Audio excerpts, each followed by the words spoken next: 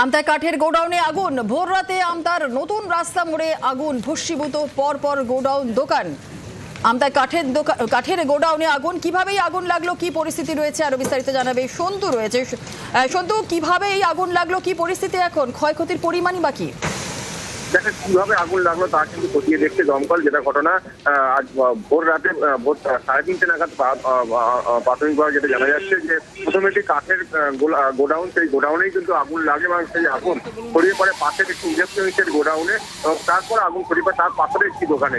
মোট 3টি দোকান কিন্তু ক্ষতিগ্রস্ত হয়েছে এবং কাঠের গোডাউন সহ ইলেকট্রনিক্সের যে গোডাউন, সেই গোডাউন কিন্তু পুরোপুরি ভস্মীভূত হয়ে গেছে এবং প্রায় কয়েক লক্ষ টাকার সামগ্রী কিন্তু ভিতরে ছিল, সেই সামগ্রী কিন্তু পুরো ছাই হয়ে গেছে। ঘটনাস্থলে এই মুহূর্তে কিন্তু 4টি দমকলের ইঞ্জিন কাজ করছে, তবে আগুন নিয়ন্ত্রণ হলেও কিন্তু পকেট, যেহেতু কাঠের গোডাউন দাহ্য বস্তু ছিল, সেখানে কিন্তু পকেটে এখন আগুন রয়ে গেছে। সেই আগুন কিন্তু নেভানোর কাজ চলছে। তবে এই আগুনের জেরে কিন্তু বাসস্ট্যান্ড বা আমতা রোডের যে যান চলাচল কিন্তু কিছুটা হলেও ব্যাহত হচ্ছে এবং ঘটনাস্থলে আমতা থানার পুলিশও আছে।